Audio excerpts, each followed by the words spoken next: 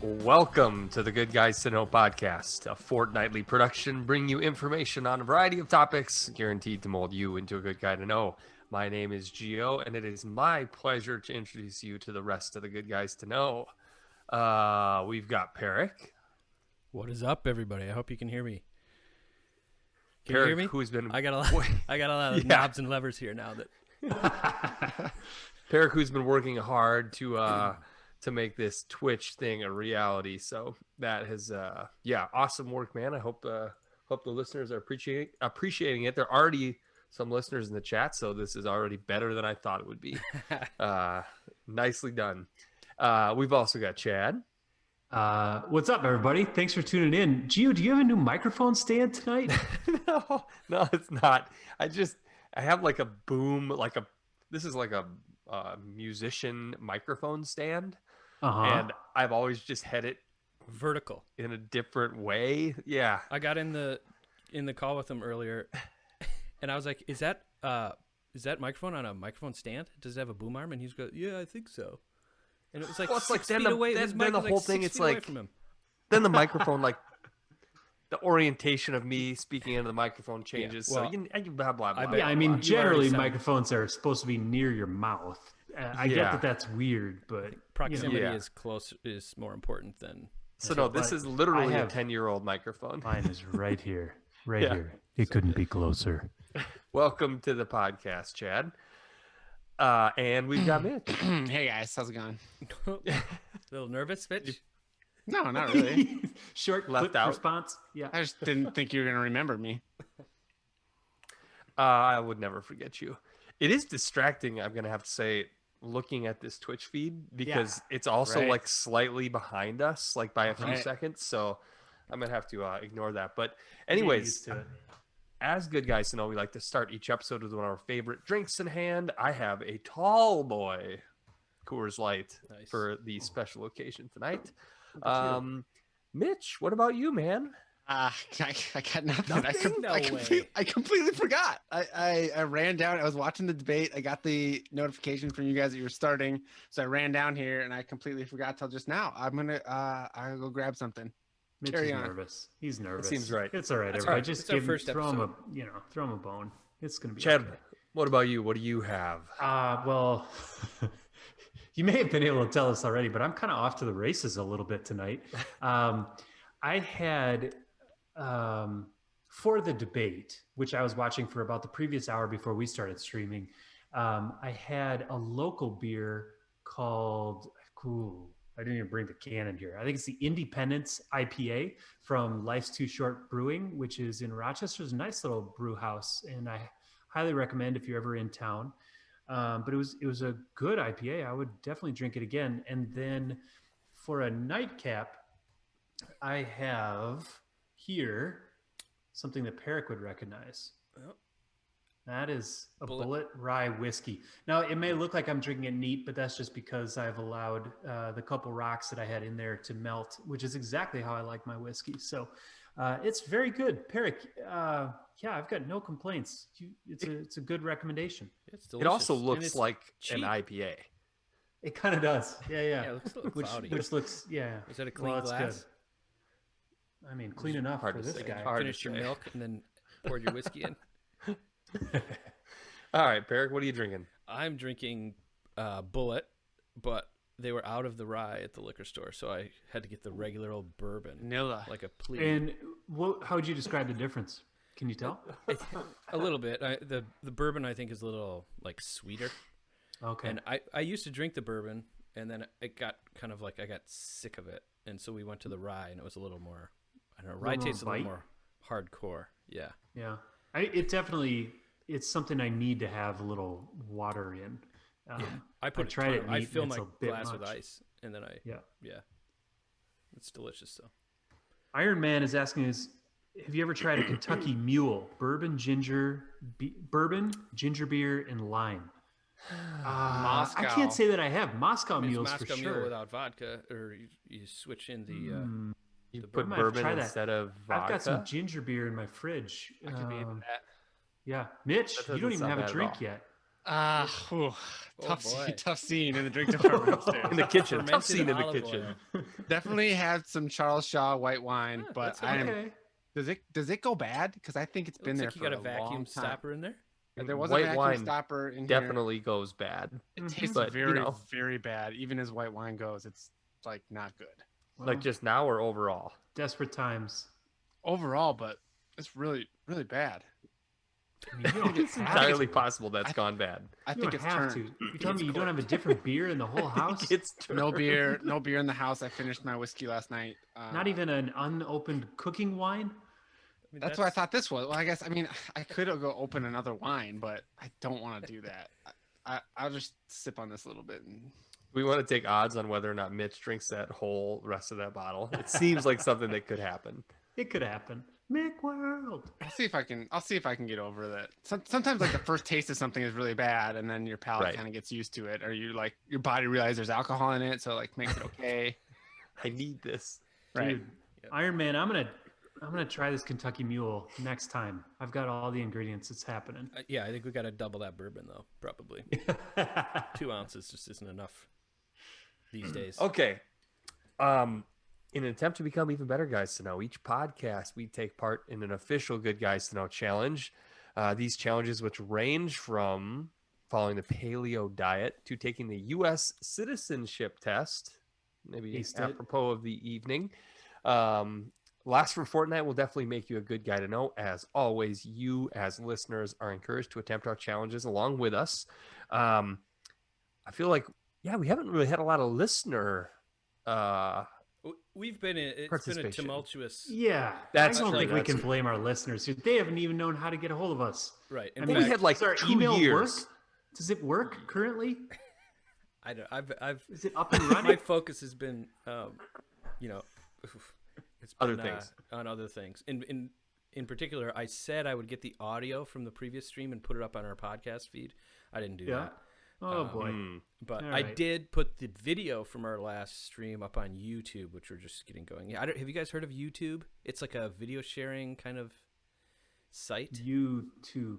That's yeah. So for whatever ringing reason, any it didn't occur to bells. us to put these on YouTube after we put them on Twitch. So anyway, check us on YouTube. Good guys know if you missed the last stream. But Yeah, I mean, you're getting another glimpse behind the curtain. If you haven't figured it out by now, this is a bit of a fly-by-night ordeal, and we're all a little bit nervous about criticizing Perrick too much because if he decides to say "screw it," you won't have any more over. content ever. It's done. True. So if it didn't happen, it didn't happen. It's all right, Perrick. Just don't ever screw up again. I'll get it.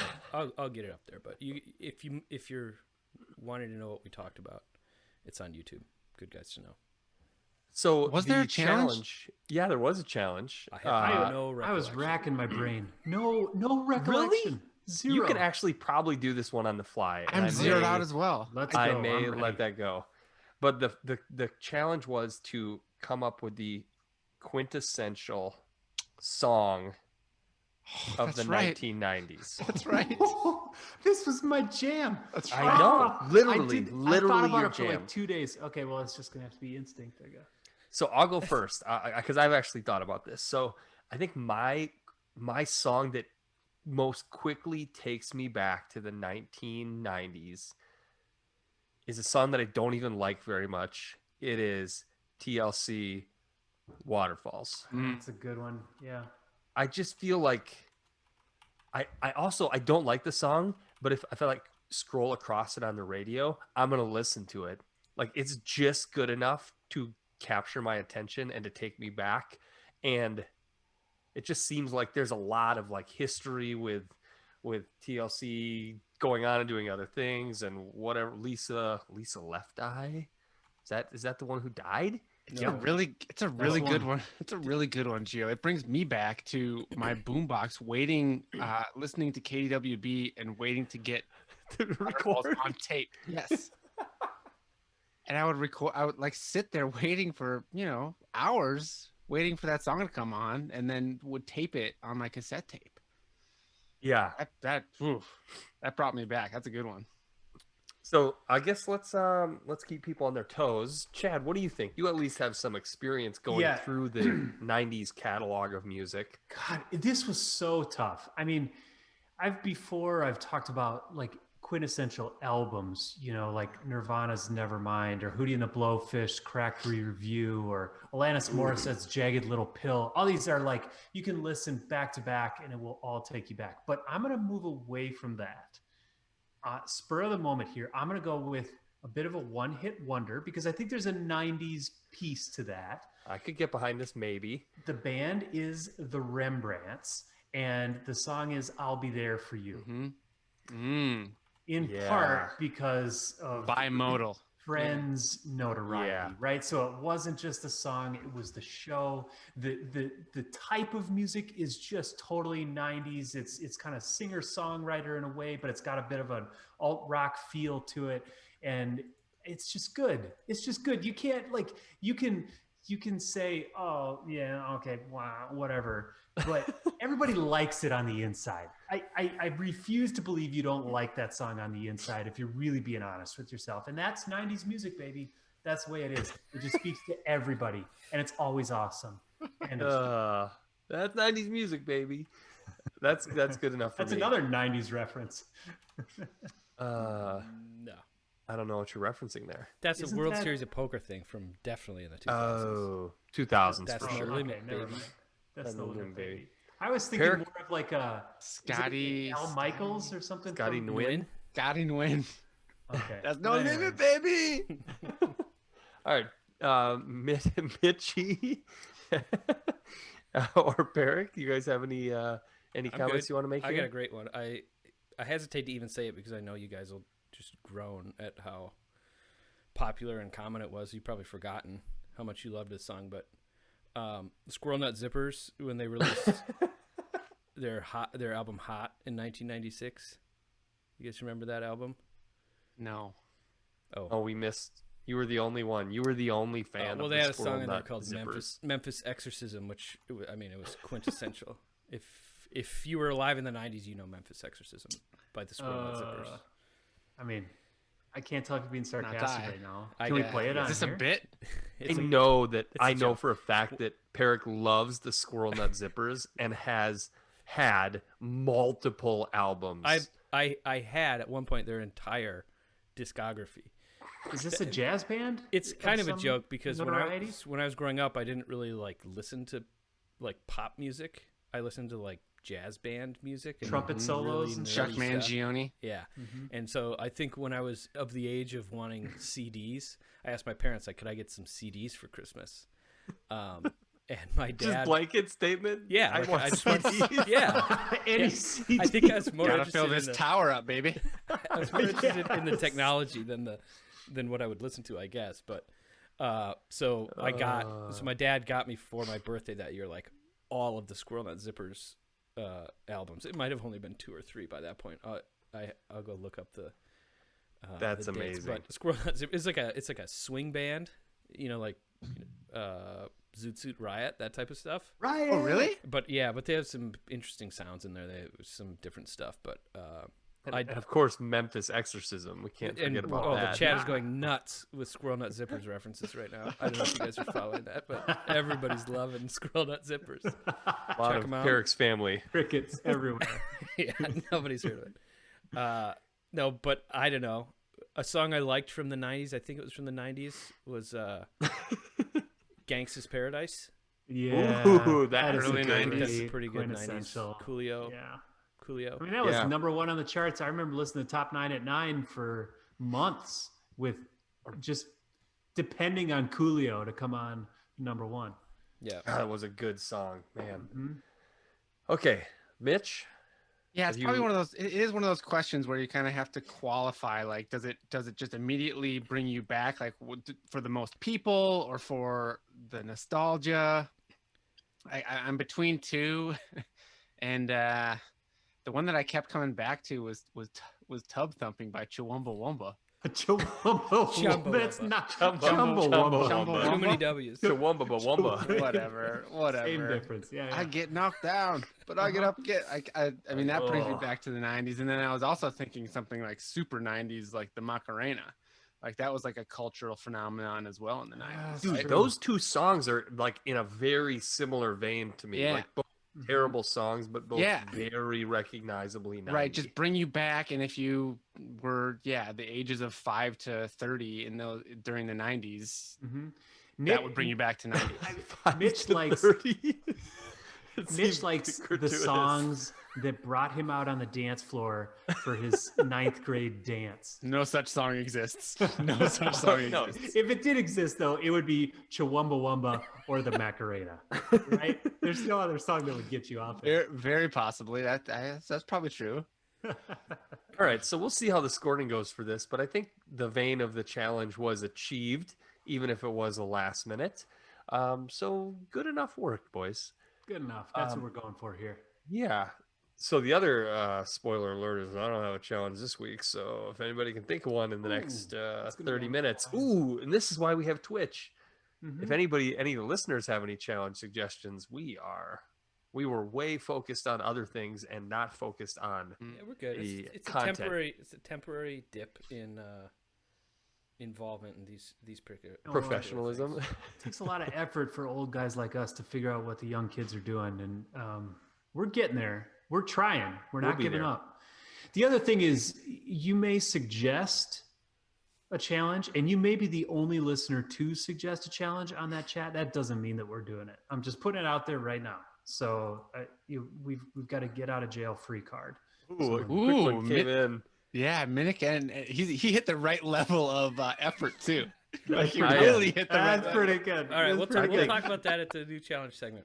Yeah, okay. All right. Oh man. Oh my goodness. Is that directed at Peric specifically? Is it like eating a new type of facial hair or something? My only option would be a mustache. You guys know this, and I can't do that. I can't do that in my line of work. It's just not allowed. Oh God, that would be good.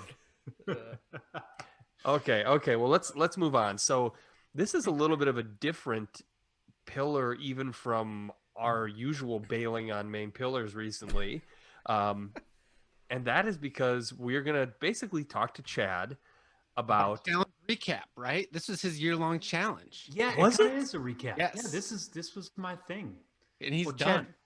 Chad, what have you been doing? What has been filling your free time these days? Set up what the year-long challenge was. Okay, so the year-long challenge, I had kind of decided on about a year ago. Actually, it was in the fall of 2019, before COVID was ever a thing, and I was watching an episode of Meat Eater on Netflix, just out of curiosity. And it just struck me that I needed to go hunting. I don't know how else to really describe that moment other than to say that it felt like this was in some ways kind of like a human experience that primal calling. Yeah, it kind of was. It sounds really cliche and kind of weird and dumb to call it that, but in some ways it was like a thing that I felt a need to experience at some point in my life. And in particular, to go deer hunting. So I had done a fair amount of pheasant hunting growing up, and that's, I think, a different thing entirely. So I decided this was something I'd always kind of wondered about, but was going to require a lot of work to make happen. And I felt strongly enough about it that I wanted to kind of put it in writing, make it a year-long challenge, and kind of hold myself accountable to trying to make this happen. And I did it, you guys. I totally did it. Not just hunting. No, and that was the challenge. The challenge was to legally be sitting on a hunt. So that meant like getting a tag, getting the gear, being ready to, as Meat Eater would put it, harvest an animal. So I did not set any expectations as far as actually getting an animal, filling my tag or anything like that, because I'd read enough or talked to enough hunters growing up that I knew that this can be a rare event, especially for a newbie like me who had never gone deer hunting before in my life. So that was the challenge. and I accomplished my challenge. But did you mention it was bow hunting? No, and that wasn't even the initial challenge. No, so that was part of the decision-making process. So got it. I pretty quickly though decided that it was going to be deer because that was different enough than things I had done before, and felt, I don't know, in some ways like shooting a squirrel isn't quite meeting that like kind of primal, weird human hunter-gatherer sort of need. It needed to be a big game. It needed to be a deer, which is the only real big game around here. Other than humans. Other than humans. And the biggest game, of course. Biggest game.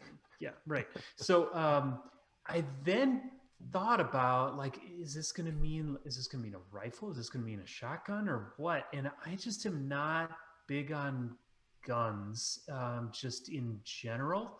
It's not, that's not a statement meant to like diminish people who do own guns or concealed carry weapons or things like that. Honestly, some of my thinking on that has changed drastically. Previous podcasts, you can hear me being a pretty strong opponent to owning firearms and all of that. I think have changed a little bit in my perspective on that. But I myself didn't want to have a gun in my house, and I still kind of don't, just based on statistics related to suicide and accidental death and just stuff that I don't really need in my life. So I decided, okay, I can still do this, but I'm going to need to bow hunt. And actually that kind of excited me a little bit more because it even more spoke to the sort of primal essence of this, right? Yeah. Yeah. So it was a so badass, steep learning curve, let me tell you, but I was there for it. I was like, this is going to be fun in every step of the way. And it absolutely was. I highly recommend it to any of you good guys, any of our listeners out there. Take this up. I think a lot of you would enjoy it. So how many times did you watch or read The Hunger Games in preparation for your house? Like, was Katniss Everdeen a big role, an influencer? I'm not going to say she was a small role. I think there's something empowering about being able to shoot a bow and arrow with some efficacy. There's something empowering about that. And I think that's part of her protagonist character. I read the first book of The Hunger Games and I watched all the movies and enjoyed them enough. I've never repeat watched them, but that wasn't as big. Do they have holding lasting power, Jeffrey? Well, I don't know. I'm kind of a movie guy. You're also kind of a Katniss Evergreen guy. Everdeen. Everdeen, I don't know. Yeah. This tells you how interested I was in Katniss. Well, okay. What so did you do when first? can we just you had to buy a bow and like become no. Like, you must have made shot his at own targets. Bow. You must have made your own bow, right? Like what was the first thing you did? Just watch a shit ton of YouTube, or like what? So the first thing I did was start looking for bows. Okay. And as part of that process, I went on to Reddit and tried to just soak up as much info as I possibly could. There's a subreddit called Bow Hunting that is chock full of beginners. I mean, it's amazing. It's probably 8, 9, 10 to 1 beginners to veterans. Chat thinks you already look like Legolas a little bit. I've got a little. You haven't even seen my ears yet. I've got some elvish things going on. Yeah. So, anyways, geez, thanks, Colin. I think that's you. Thanks, Colin. I'm just gonna move on from that. So no, I went to Reddit and started reading, started soaking up as many things as possible. I watched the Netflix show and watched in particular any bow hunting episodes I could find, just to kind of understand, like, what is this process even like? I tried to watch YouTube videos about it because what I quickly found out as I was looking for hunting equipment, bow hunting equipment, is that in a lot of ways it's like golf. You can get a beginner set that will get you on the golf course, that will get you out hunting, and will probably not limit the beginner's success rate. But you can also get really nice equipment that will probably improve your chances and grow with you over time. And you can pick a point anywhere in between. So there are... It's like you're ready for a sales job at REI. I mean, that's kind of, but honestly, it's the truth. So it felt like, so you guys, you get your starter golf set and it's like, okay, which club do I want to upgrade first? Do I need to get a different ball? Do I need to get a putter? Is probably the club I use the most. So I should probably spend some money on that, but the driver's super fun. So I want to drop some money on that. And I need to save enough money to actually get out on the course. And then I need to go practice and spend some money on my practice on the driving range.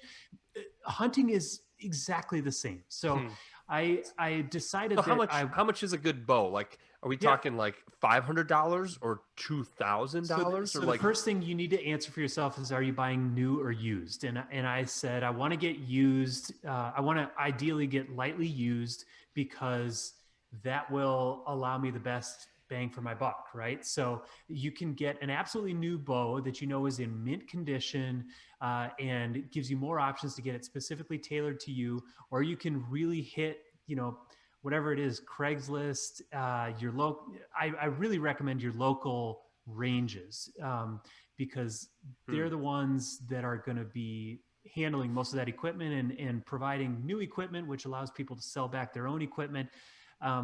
And that's what I did. So I started by going to a local range called Coyote Creek Gun and Archery Range that I'd been to before, just like on a fun outing. And I talked to them a bunch. They didn't have a bow that fit me perfectly. So when you're thinking about specifically bow hunting, there's a lot of things you have to keep in mind. One of those is draw length, and this is dependent upon how long your arms are. Oh, so God. Do they make bows? Chad is a giant person. I know, you guys. I know. I can predict even where this bigger is going. arms. I've got ape arms, you guys. Go to the back of the room and spread your arms out. Let's see how long your arms are. I'll do that. I don't even know if that room's big enough. Can you go wall to wall? I can go to the back of the room for this. Super wide. It's a double door. He's like 6'3", but his ape index is like +5. So it's like he's like a 7 foot. The reason this is important is because form in archery is pivotal. You need to get to the same place when you've drawn your arrow back every time, because it's repeatable. And then from there, you can dial in a sight to have a repeatable accuracy. So to get there, you need to start by getting your draw length measured, and any bow shop can do this. You go in, they basically run a tape measure from fingertip to fingertip, and then they have a ratio that they calculate that says how far back your bowstring should go, and that's what the draw length is. So you get that figured out. Then you figure out the size of your bow, because they make really tall bows and they make really short bows. So in general, like people who are shooting a bow and arrow for like target competitions want a really long bow, because that thing is going to counterbalance itself better and sway less when you're aiming. A hunting bow tends to be more compact because you don't want to be trying to drag a huge bow through the woods. It's really what it comes down to. You need to have something that's mobile and isn't going to get caught on twigs and things, and you can move around silently. So I knew that I was going to be hunting, so I was looking for a hunting bow that was a little bit shorter. Most hunting bows these days are what are called compound bows. So if you think of, like, if you watch the movie Braveheart, for instance, it's got like a single piece of wood and a single string that the English, archers would pull back and let loose an arrow. Those can be used for hunting and are used for hunting by experienced, talented hunters, but are not great for hunting, because for the average person, it takes a ton of strength to pull those back and to hold them back while you are getting your arrow on target before releasing the arrow. So what most hunters use, and what I would recommend any beginner who wants to get into hunting use, is called a compound bow. So these use what are called cams. It's like a little wheel on the two tips of the bow that allow the bow to be pulled back, which takes some strength, but then it locks into a spot. They kind of like fall into this zone where it only takes maybe 1/10 of the strength to hold it back that it did to get it there. And this is called a let off. So my bow has a let off of like 85%, I think. So, but you still have to hold it once you get past that point. Yeah, it doesn't hold itself. So it's not like you just pull it back and then let it sit there and then pull a trigger to release it. It's not a crossbow. No, it's not a crossbow. So if you have a 90% let off, an average draw weight, which is how much weight is required to pull the bow back, an average draw weight is about 70 pounds. So that's, you guys, that's not nothing. Let me just tell you, I guarantee if I know you guys have a lot of strength, but if I handed any of you a 70-pound draw weight bow, you wouldn't get it back. It's just not muscles you're used to using. Is that what yours is? No, it's about 65 right now, okay, which is plenty. Get to that in a second. But just to illustrate the idea of let off. So if you have a 90% let off, it takes 70 pounds to pull that string back and then only 7 pounds to hold it there, which is really nice. It's a nice advancement in physics because then you can take the time to aim without losing your strength. So I just want to ask this, like a compound bow is vastly superior to any bow that I've shot, which is only like PE class in high school. Like Renaissance Festival shooting at balloons. Yeah. So like, and it is also vastly more fun. But okay, that's where I'm going at. Okay. Really? Oh, absolutely. If you're sending an arrow, like you're just like sending it down the range and it's not really like dropping a ton as you're shooting it, you can be way more accurate and it's way more fun. I highly recommend, whether you are interested in hunting or not, go into an archery range and shooting a bow and arrow. It is so fun, you guys. I mean, it's a great, it's a great date. You wouldn't necessarily expect to like pull it as a good date, but it is fun. There's think of the Cupid references. Oh my God. Immense Cupid references. But, jeez. Oh God. Mitch is hijacking the podcast. Which something was that? I didn't have my headphones on. All of them were wrong. There's something meditative about it, though. I mean, it's fairly silent. It's totally dependent on you. You get immediate feedback and results, and it is a huge reward. It's a dopamine rush to hit a bullseye. I mean, it's super fun. So I recommend you do that. So. Okay, so you got a bow. Well, hold on. I don't have a bow yet.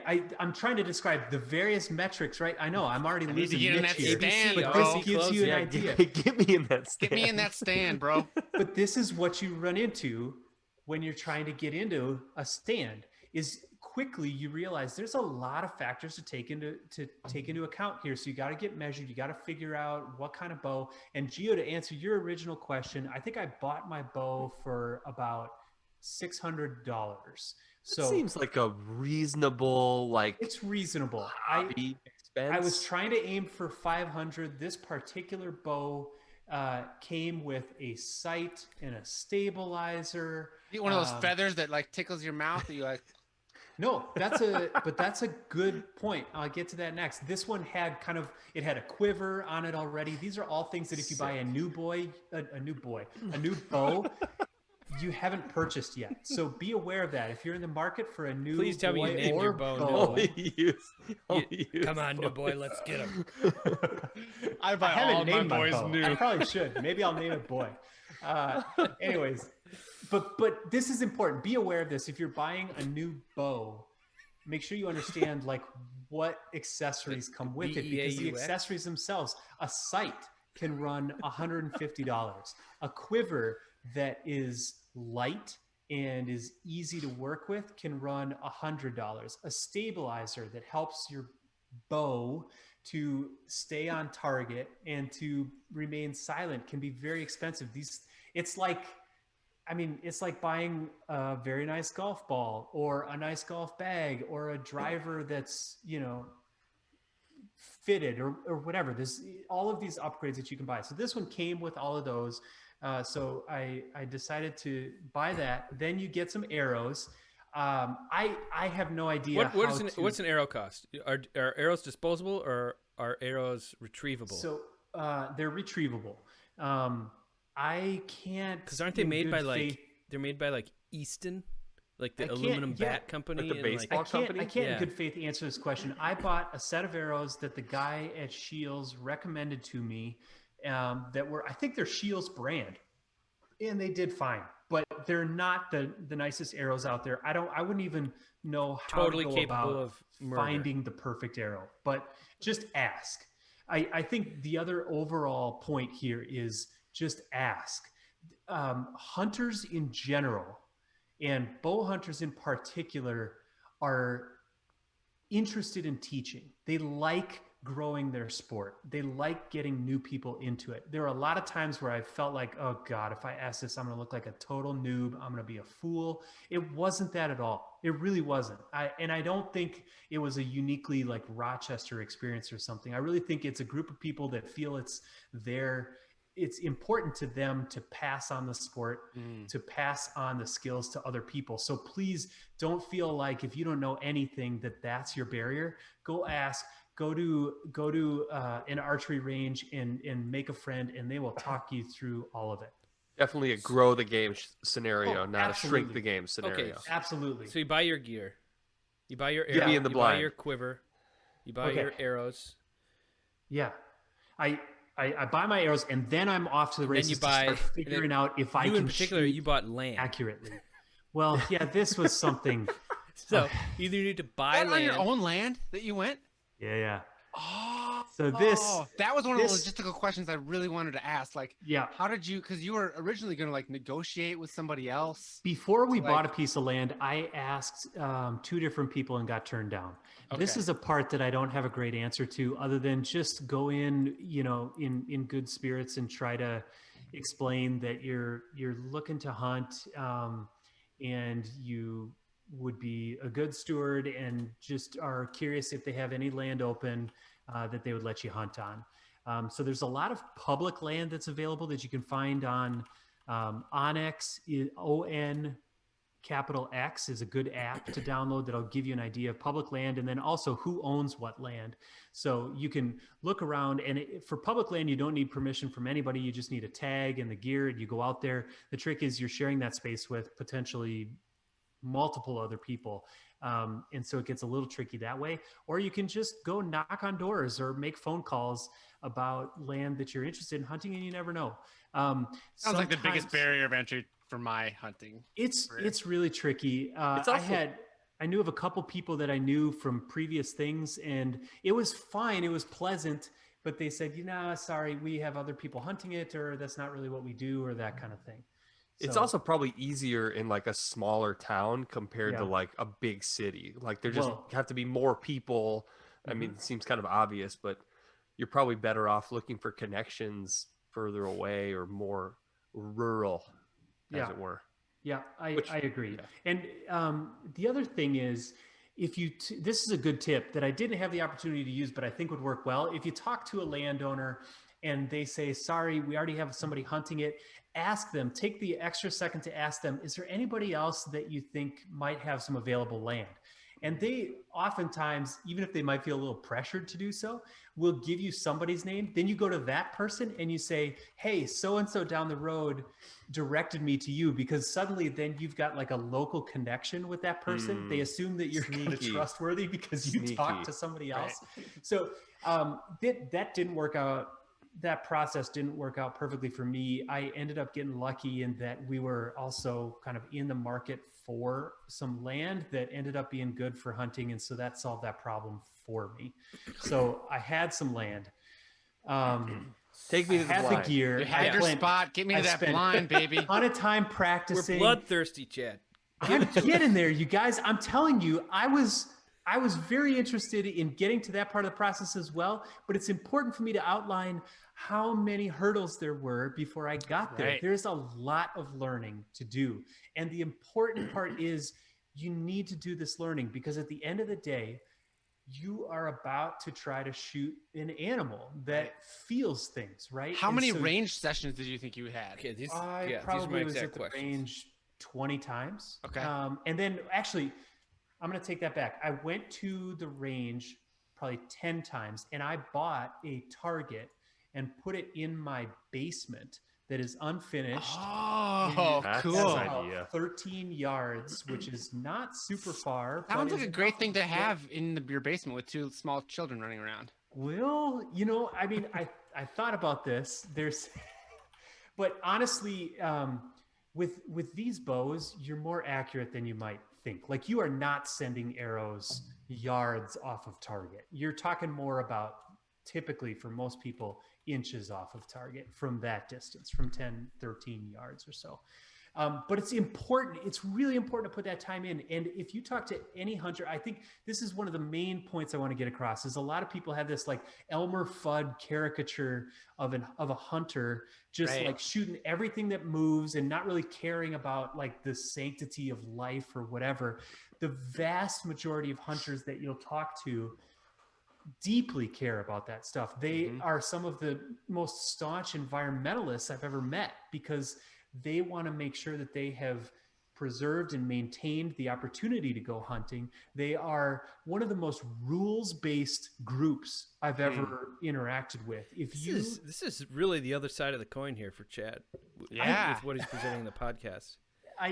If you talk to hunters and like make a joke about like going outside of DNR rules, you will be shunned. Don't do it. You might be shot. You could be I think shot. the DNR says you can kill poachers. At a minimum, you will be run off the property. But honestly, it was very refreshing because it's also interesting in that a lot of these folks are people that I wouldn't necessarily agree on a lot of other other topics. But on the environmental side of things, it was like seeing totally eye to eye. And everybody, once they're in the blind, everybody pees in the bottle the same way. Yeah. Right? Totally sure. I had a bottle. I didn't have to pee in it. I'll get to that.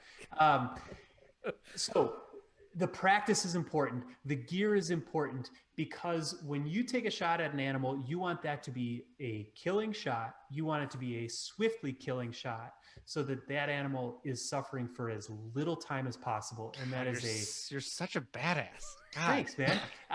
But it's like honestly, so alpha. What you're saying. It's a philosophy that's held by almost all hunters everywhere. And I think it's an important thing for people to understand is there's a lot of time that goes into making sure that you make the most ethical decision possible while you're taking something's life. And there's a weird contradiction in there. And it's ripe for conversation, but requires a lot more time than we have on the cast right now. I'm happy to talk with anybody that wants to about that because I think it's a really interesting contradiction. But anyways, so you've done all the practice, you've gotten the equipment, you've gotten yourself to the point where you feel confident 99 times out of 100 that you're going to hit a target and you know where your distance cutoff is. When I get past, for me, for example, when I get past 20 yards, my accuracy starts to fall off a little bit. So I went into the season knowing I wasn't even going to take a shot at anything outside of 20 yards because I didn't want to risk injuring something and making it suffer. So that was my heart is pumping already. In. All right. So then the next thing you do is he's taking us into the blind. Yeah, we're getting to the blind, you guys. Before you get to the blind, though, it's a lot of time scouting. So you have to figure out where the deer are or whatever game you're after is. You have to understand what time of day they are. What? It's deers, right? Deers. Yeah, where the deers are, where them deers are. And you have to understand like what time of day they're moving, ideally which direction they're moving. You have to understand which direction the wind is blowing because in particular for deer, their sense of smell is the sense that they rely on the most. It's a hard thing for us to really grasp because we rely on sight. But deer's vision is a little bit controversial, but the thing that I saw most often was that they're about like 2100. So they don't see well, but they can smell you from a football field away. And they can not only smell you, but they can pinpoint where you're at from a football field away. So a lot of hunters talk about when you're setting up a stand or a blind or whatever, your cone of scent. So when a wind is coming from the south, it'll blow your scent to the north as it's moving, and this cone will get created as your scent kind of dissipates and blows to the north. Anything in that cone knows exactly where you are and has hightailed it out of there. So you want to set up your stand in a place that allows you to look over a place where deer are, and you're not going to get busted based on your scent. So this takes a lot of planning because wind isn't entirely predictable, right? So you can set up a stand to have a good spot where you have a good shot out of scent range of a deer, and then you have to figure out how the hell am I going to get to that stand? And if I don't see any deer that day, how am I going to get out of that stand so that deer don't start to associate that area with me, because they smell like they will leave the county for weeks if they know that there's someone hanging out in that spot. So there's a ton of preparation that goes into this. So I found a bottleneck that led from a water source through this kind of pasture where there was some alfalfa to a cornfield. Alfalfa is a great food source for deer. Corn is a great food source for deer. Of course, they need water, so they were going to be going through this area. I set up a tree stand about 10 yards away from that, about 15 feet up in a tree. Now, I could go into depth for an hour just talking about tree stands. I believe you. It's another thing, right? So get us to the blood. I get it. I get to the day. Still thirsty. Where this is going to happen. I've got my tag. I've got my bow accuracy good. It's all legal. I bought deer piss. I bought broadheads that are expandable and razor sharp and have never been shot at a target. By the way, broadheads are one and done. The first time you get them into a target, they dull up enough that you don't want to mess with them again. I bought nocks. That's the butt end of an arrow that goes to the string that have an LED in them called lighted nocks. So when they release out of the string, a bright red LED shines, and you can see where you hit the deer, and then you can find your arrow afterwards as you're going about trying to follow that deer. Find the because the arrow is going to be stuck in the deer. No, so just go straight through. Yes. That is sick. This is something that people don't really understand about bow hunting, particularly at the distance that I was shooting from. If you're shooting from 50 yards or something, your arrow is going to slow down in the air and it maybe won't go through the deer. But from 10 yards with a 65-pound draw weight, that arrow goes directly through the deer. I had no idea. Right. This is something that I didn't know about before I started reading and learning about this. Yeah, my perception of bow hunting is it kind of goes into them a little bit and then they slowly bleed out. But that sounds more like a bullet puncture. And you might have to shoot them 3 times and pin cushion them to actually bring them down. But this sounds more like this is like a bullet.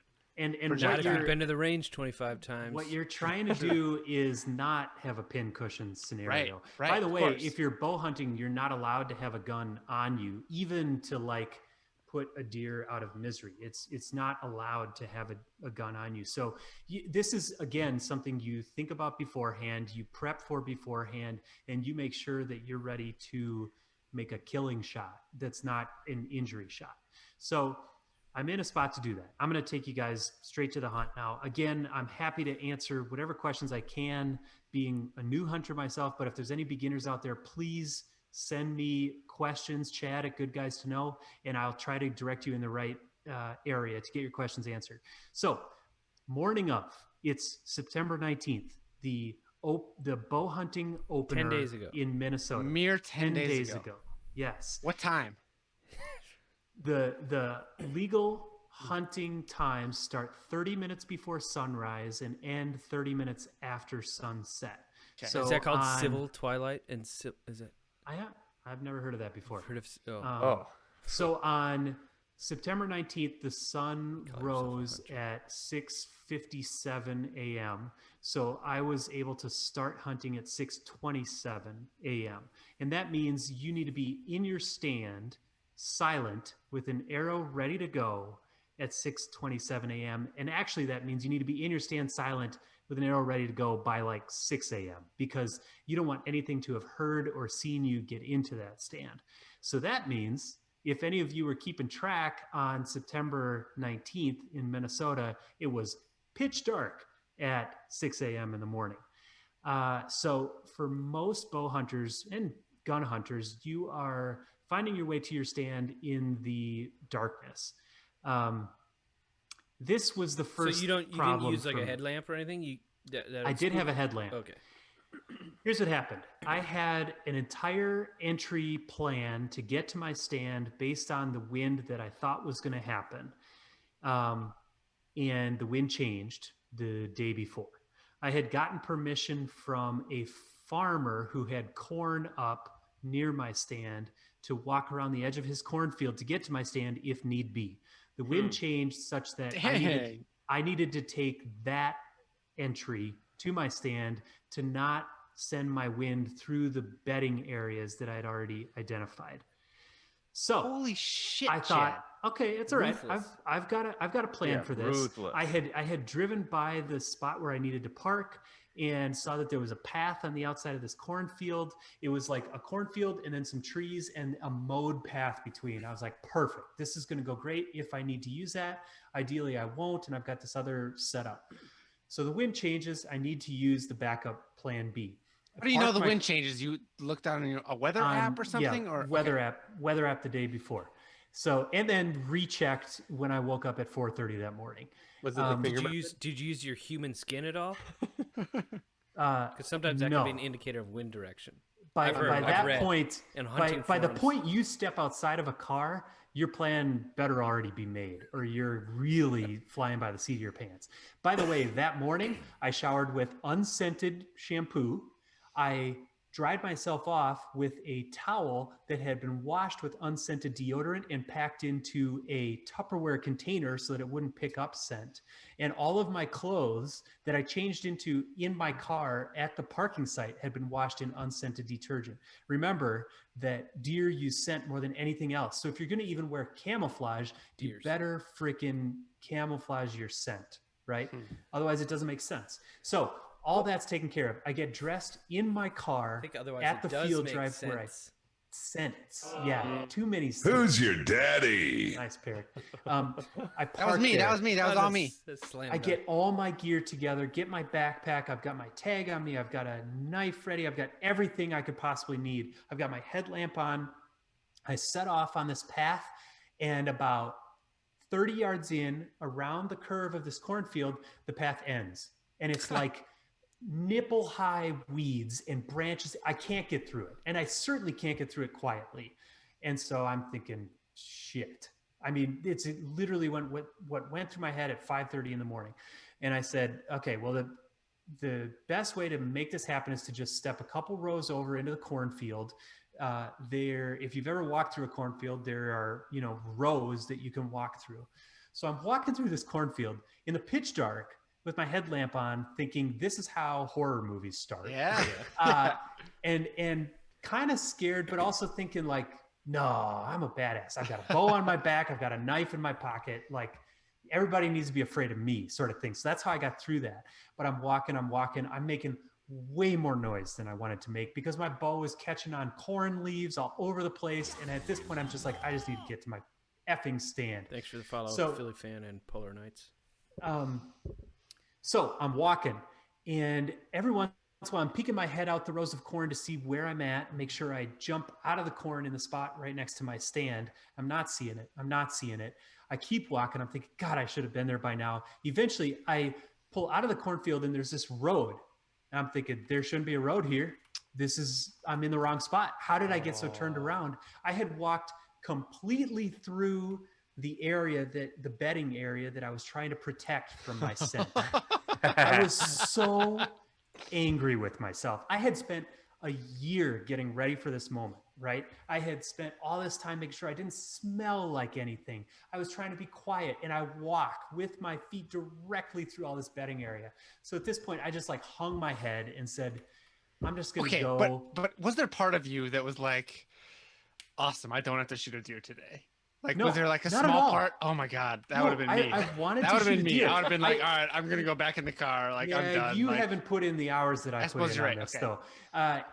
So I thought to myself, you know what? I'm out here. I'm at least going to enjoy a morning watching the sunrise, just watching some nature, even if the deer are already in the next county. So I completely scrapped the plan of being careful where my wind was because I'd already walked through the bedding area, and I walk across this meadow to my stand. I make more noise than I wanted to getting into my stand. I'm in my stand about 15 minutes before hunting time opens, and I'm just honestly pissed at myself for screwing up, for not walking that route one time before the morning of to make sure that that path went through and not preparing.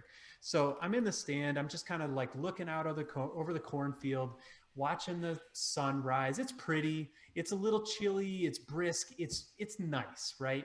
But I'm frustrated with myself. Out of the corner of my eye, I see movement, and I look down, and there's a freaking buck. It was a young buck, a 4-point buck, walking right through this bottleneck comes from. that I had sent. That this bottleneck that I had set my stand up next to. By the time I look over, he's already like half through my shooting lane. I missed him. He was dead silent. You missed him because you missed the. I had no shot. I hadn't even picked my bow up off my lap at that point, let alone like stood up, which is a more comfortable shooting position. And so I was like, God damn it. Like how frustrating is this morning going to be? Not only did I screw everything up, but then I'm so in my head that I missed my chance at a buck on opening morning. Right. And so I was just like, at that point, I just couldn't believe it. Part of me was like, at least there's a buck. We got a question in chat. What do you mean by 4-point? Okay, good question. So in Minnesota, thanks for the follow, in most areas of the Midwest, you measure a deer size in part by how many points are on their antlers. So when you think of a deer antler, there's all these different kind of spines that jut up. Each of those counts for a point. Can I bounce? I have a picture of your buck. Wait for that. Wait for that. I just have a picture of the points. I thought that might be okay. So relevant. Go ahead, post that. Yeah. That's like the fucking money shot. What are you? Don't show that yet. We're talking. Okay, sorry. Fine. We'll get there. Everybody's seen deer antlers before, right? I'm so excited to change points on them. People have watched Bambi before, right? They have these points that stick up. Well, Bambi doesn't. That's a doe, idiot. If a Bambi doesn't know anything about hunting. Doesn't Bambi turn into a buck himself? Bambi is a fawn for most of the movie. So laugh all you want. I'm going to go to the judges on that one. Anyways, in Minnesota, you count the number of points. So this buck had 2 points on each side. Mitch is showing that he'd finished his wine bottle. He was riveted by this story. That's what we're talking about. This buck had 2 points on each side, which typically means he's like a year and a half old. That's kind of young. You want to aim for 2.5, 3.5 years old. So he wasn't the best shooting buck in the world, but honestly, if you're bow hunting, especially your first year bow hunting, you're taking anything you can get. In fact, as a bow hunter, for my tag, I was allowed to take 1 buck per year or as many antlerless deer as I want. So that's does, fawns, anything. And most of the podcasts, hunter posts, everything that I listened to said, don't pass up a doe. You might think you want a buck, but your chances of getting a buck are so low that you need to just get a deer and get that under your belt before you start aiming your targets higher. So here I missed a buck that walked right directly underneath me, 10 yards away, where my accuracy is 99% plus because I was so far in my head. So I was doubly angry, but also a little bit hopeful because, well, at least there's a buck in my area. Maybe I'll get another shot at him later in the season. So then I'm a little bit more perked up. I'm like, okay, maybe, I didn't scare that buck away. Maybe there's more here. So a half hour goes by. It's probably, 7 o'clock by this point. And I hear some splashing around in a river that's nearby. I can't see it, but I know because I've had trail cams up that there is this doe and fawn pair that love to walk through there. And I've already decided before the hunt, I'm not shooting this doe or this fawn. I can't. Do you have names? Do you have names for them? No, the only deer I named was that 4-pointer that walked by, and his name is Scratchy, which my daughter named because several times on camera we had him scratching his belly with his hind hoof. Nice. Yeah. Anyways, I'm thinking, okay, this is this doe and this fawn. I've seen them on camera playing in this water before. It'll be fun to see them, And so I'm looking over kind of where they are. I don't see anything for a while. I saw a bald eagle flying around, which is rare for southern Minnesota. And I saw a blue heron flying, which is kind of cool. So I'm seeing some wildlife. And then eventually, from over by where this sound was coming, I start to see some movement. And it's a deer. And I'm like, oh, all right, here they are. I'm going to see them. I'm going to stand up and like make sure that they don't see me, kind of prep, like practice for if it was a shooter. And as the deer gets closer, is probably 200 yards away at this point. I'm looking, he steps out from behind this bush, and it's this 8-point buck. It's got 4 points on either side. I couldn't believe it. I could not believe my luck.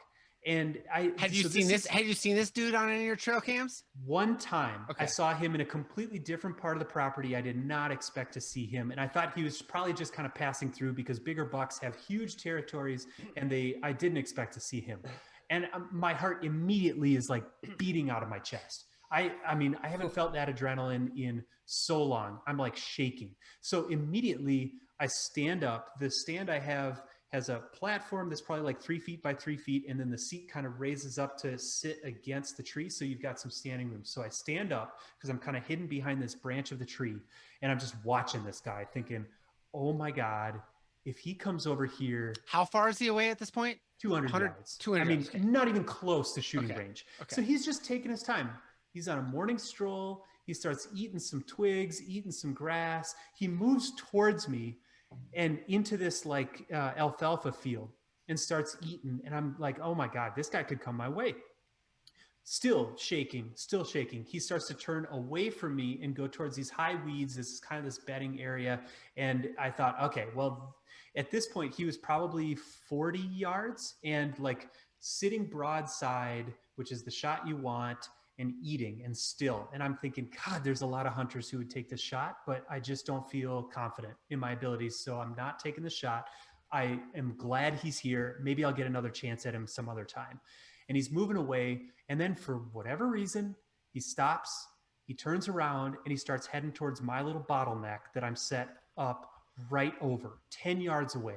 There's like, when he moved towards me, I knew I was going to get a shot at this guy because there was no other place to go. There's trees on one side, there's big brush on another. It's the only way to get through. And I am shaking. Literally, I want to be inside your mind right now because I want to know like what percentage of you wants him to like turn around. This is you're like 2 hours into your hunt. Yeah. Like what percentage of you wants him to keep coming, and what percentage of you wants him to like go away? Like I would honestly, be so. I know you put in so much prep, but like I would be so insecure and so like, you know, in my own head that like I don't want this to be my chance at an 8-point buck. You know what I mean? Yeah, like the first time. I know what you mean. I had put in enough prep that I felt uber confident. And I also knew that this was a way bigger deer than I expected to ever get a shot at. And I was not in a million years passing this up. So I was 100% in. If this deer comes through this path, I am putting a shot on. So he starts coming. He's getting closer. He ducks behind this branch. And so I use that opportunity to pull my string back. And he's how far away at this point? At this point, he's probably 20 yards, but I don't have a shot because he's walking towards me. There's a branch between me and him, and he's about to walk right through my shooting lane, this gap between branches, right?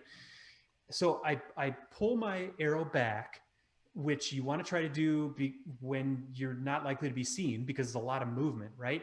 I pull it back and I get like 3/4 of the way. And it's the first time I've used like any of my muscles that morning. I'm like, holy shit. Like, I'm not even going to get my arrow back. So I like everything I got to get this thing back, right? And I've got my bow into that fully back position where it only takes, 6.5 pounds to hold it there.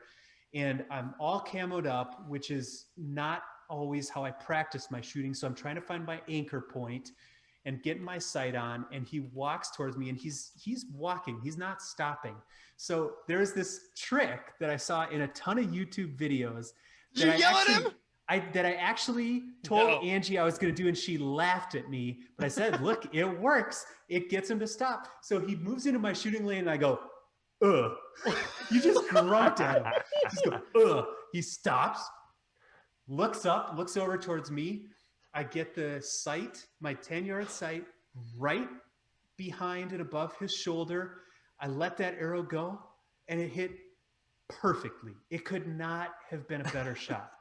So this is the point. I'm going to give everybody a second to pause the recording. That's exactly it, Perry. To pause the recording or log off for a little bit. It's about to get a little graphic. But I went back and forth on whether I would describe this on the show.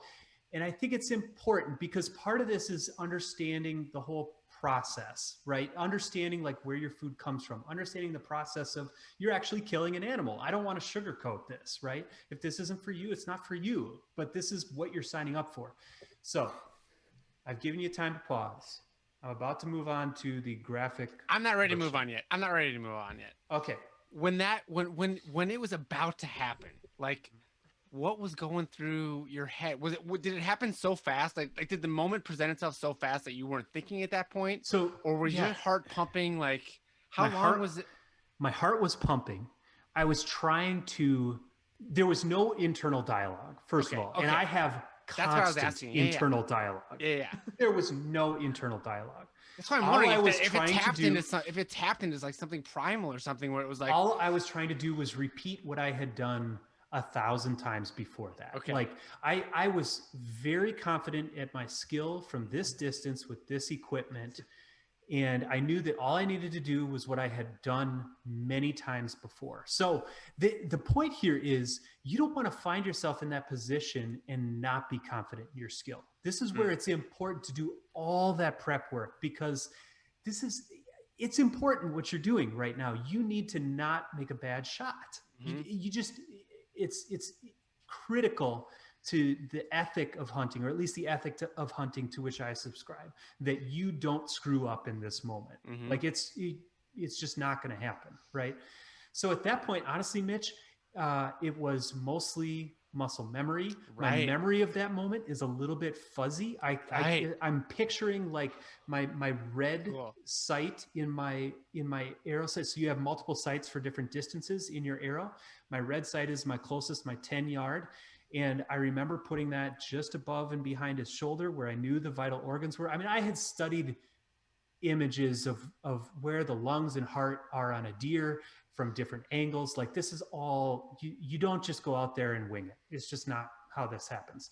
So at that point, I was just trying not to do anything stupid, right? And I didn't.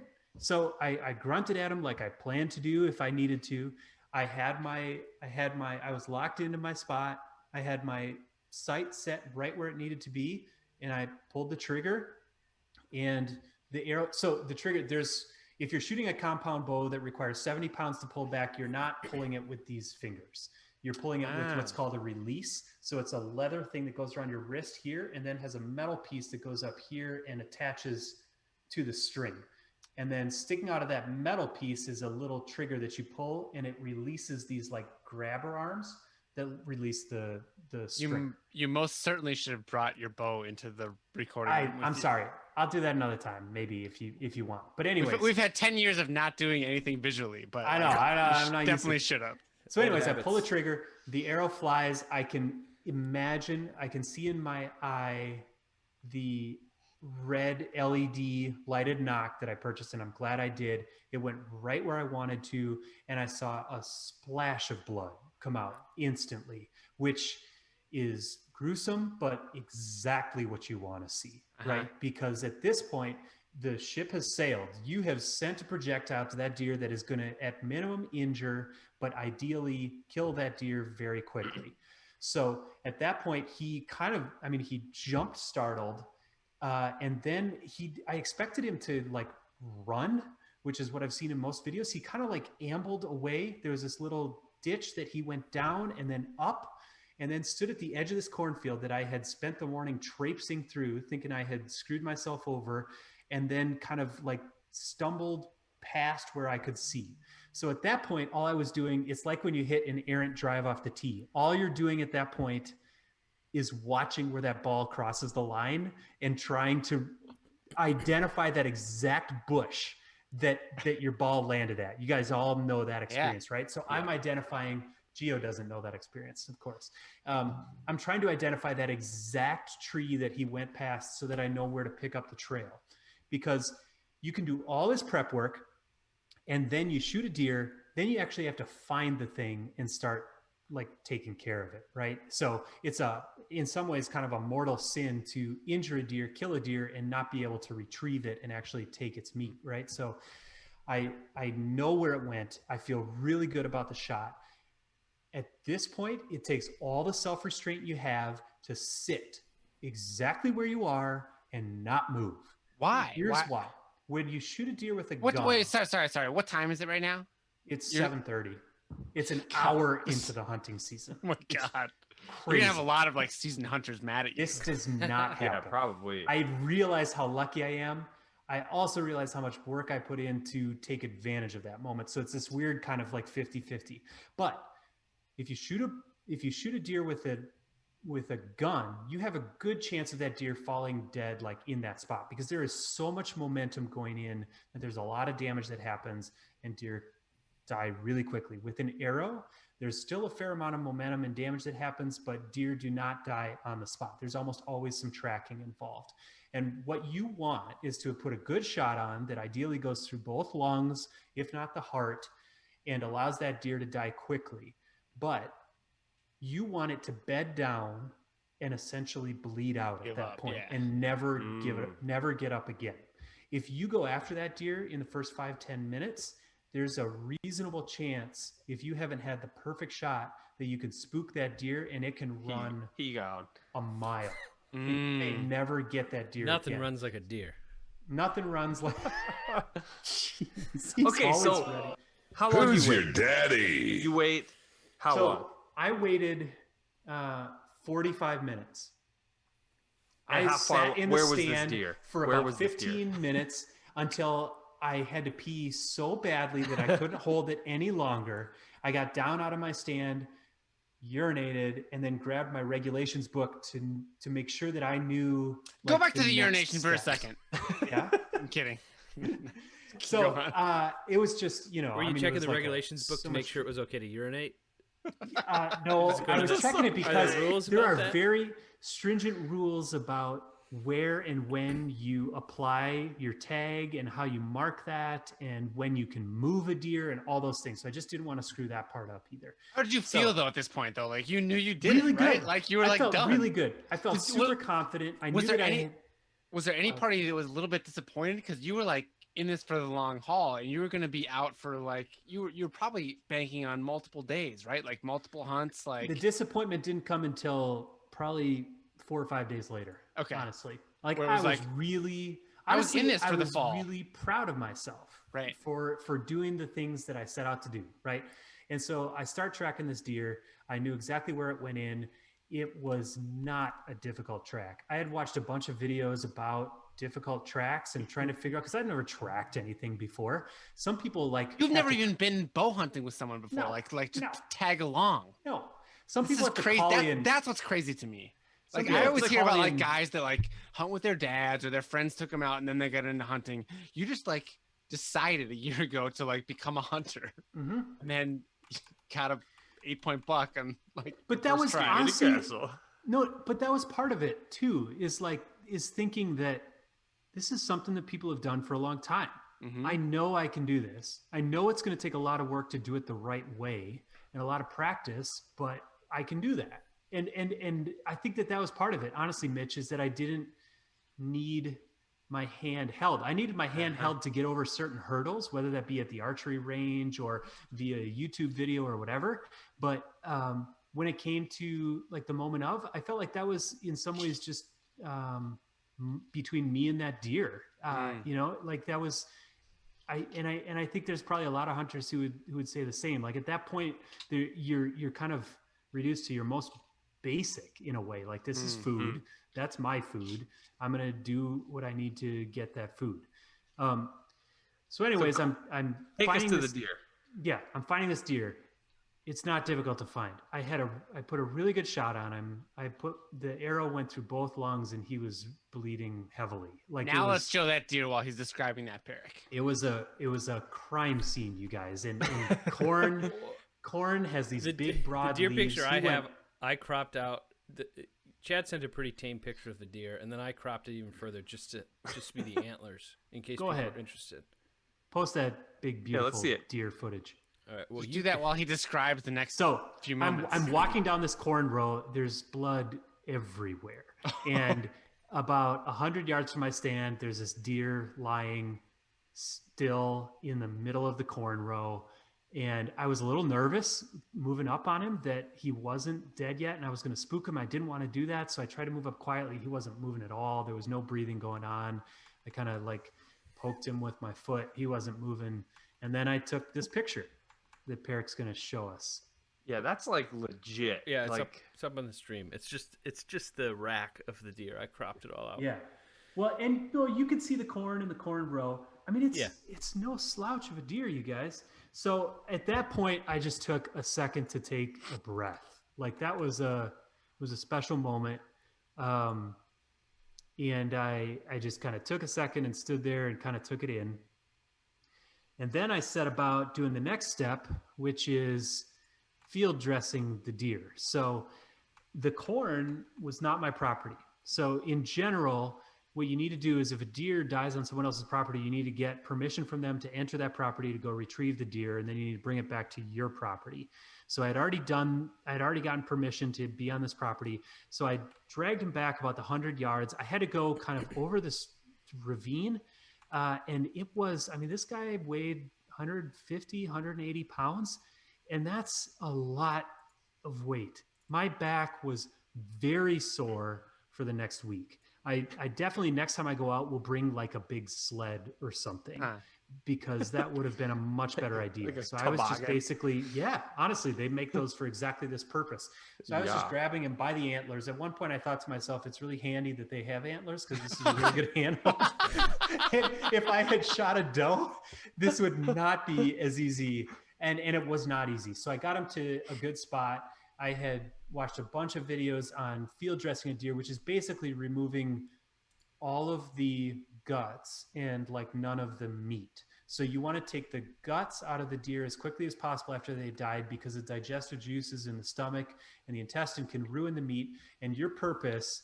And if you're a hunter that this isn't your purpose, I recommend changing hobbies because I think most people would agree you need to be salvaging as much of that meat as possible to have any claim to, I don't know, legitimacy hunting. So you don't want any of those digestive juices to spoil any of the meat, and they will. So there's a special way of doing that. I didn't do great at it, to be honest. And I've had like a lot of anatomy courses. Like I've done a lot of work on a cadaver in my day. Interesting. So I knew where I was, but it's just not perfect. Like you don't have the deer sitting exactly like you wanted. I was the only person there. If I had a partner, it probably would have gone better. So you just did it like on the ground. Like you didn't try to hang it up on the ground. Okay. No, on the ground. So I got that stuff out, and the next thing I had looked up is like, what do you do with the guts? Do you just leave them there? Do you dig a hole? Do you have to bring them somewhere? And what I heard resoundingly was leave them there. The vast majority of the time you return the next day, they're gone because all the scavengers in the forest have just taken their fill. Right. So I left them there. Then I took the deer from there over the ravine and put him into a tarp, wrapped him up, put him in my car. And at that point, I texted one of the buddies I had that kind of got me through this experience. His name is Andy, and I got to give him a shout out. Andy Bergler is a longtime deer hunter who is the husband of one of my wife's work friends. Really nice guy. He lives on a hobby farm, and they do some of their own butchering of animals to feed their family. So he's like a very experienced butcher, essentially. So I brought the deer to him as he had offered that I could do. Wait, what'd you bring him in? Do you have a truck or something, or what? I have an SUV. So you put him in the back of your SUV on like a tarp or something? The same SUV you guys have ridden in, and the same SUV you will ride in again someday. It didn't smell as bad as I thought it would because the smell really comes from decay over time, right? And at that point, none of the bacteria that create smell had much opportunity to actually create much smell. So I wrapped him up really well in a tarp. And actually, so our families enjoy spending time together. So I told them I was going out to their house, and my wife and kids were like, "Hey, we're coming too." So we all rode in the SUV with the deer. Oh my goodness! What's that Bambi doing back there? Oh man, honestly, I had watched videos with Lyndon before. I was really interested in how she would. Lyndon is my 5, almost 6-year-old daughter. I was really interested in how she would take this whole thing. Kids are just they don't accepting, they don't understanding of many things, and so she just saw it as like the circle of life. So dumb. So she asked me, Daddy, like, was it you a want boy? me to wear a mask all day? All right, cool. That's cool. I'm fine. Honestly, yeah. She said, was it a boy? Say. I said, yes. And she said, was it an older boy? And I said, yes. And she goes, okay. And that was it. Was it? Is it she wanted to see an old boy? At least 2.5 years old. So the used boy. Deer get maybe 3.5, 4.5 years. Most don't live past that. So it's not a young buck, but it's maybe a middle-aged. So after that, she wanted to touch his antlers. She wanted to touch his forehead and feel the skin. And I'd let her, and she did great with it. Honestly, it was not as big a deal as I thought it would be. So I took him over to Andy's. We basically quartered the deer and took the meat off of it that we could. I then took a couple lymph nodes that we had taken out to drop off at a local drop-off station, because deer in this area of the country have started to develop something called CWD, or chronic wasting disease. This is a prion disease. So if you're not familiar, prions are basically proteins that they're like computer viruses. They're proteins that cause, right? Yeah, similar. Yeah. They're proteins that cause other proteins to denature and unfold and are deadly. CWD has not, to my knowledge, ever killed a person, but has killed many deer and is spreading for deer. So the Minnesota DNR has a free setup for getting your deer sampled for CWD. And the best practice is to send off a sample and then wait to eat anything from the deer until after you've gotten a negative result. So I sent off that sample, went home that day, spent from noon to 6 o'clock cutting down the butchered meat into specific cuts. And it was very rewarding. I don't know how else to describe it. It was a lot of work, and it was a lot of learning, because I'd never butchered an animal before. But you did work at a butcher shop. I did. Were the meat guy. Actually, I did, but I wasn't part of, I was doing the grunt work. I was cleaning things. I was selling shish normally kebabs. That's a statement that people can say, and it's like a reasonable thing to say. I've never butchered an animal before, but I did work in a meat department for a little while at Hy-Vee. So, anyways, but I'd never done anything like this, where you have to take a rear leg and separate it into specific cuts that are either good or not good. So the good cuts you separate as a roast or for steaks. And then the not so good cuts, you chop up into pieces, and either it gets ground up or sent off for sticks, like venison sticks. So I had about 15 pounds of non-desirable meat that I sent off for sticks, and those will be coming as soon as they get sorted out. Then I have in my freezer right now, I have 5 different meals worth of back straps, which is equatable to tenderloins. We're gonna cut to that. We're gonna cut to that now. I'm excited for my other animation here. And I actually, and then I have some top sirloin, I have some bottom sirloin, I have some rump roasts, I have lots of things. I filled up probably a quarter of my freezer with this deer, and that's it's a cool feeling. That's pretty. In some ways, it's money savage, in the bank. In other ways, it's I just fed my family. Not that my family didn't need this, but I did it, and these are eatable cuts of meat, edible even cuts of meat, and it's kind of cool in a way. So the picture, Peric, that you just put up. Oh yeah, I'm going slowly through the slideshow here. But... Okay, so the first picture on the red cutting board is a third of a deer backstrap, which is good for one meal for a family of 4. So I put some seasoning, some olive oil around the outsides, and then some Montana steak seasoning, which is basically salt and pepper and a few other things, coated it. Yeah. And then I put it in a Ziploc bag and put it in the sous vide, which we've talked about on this podcast before. I cooked it at 131 for 2 hours. Looks like you might have cooked it at 130.6.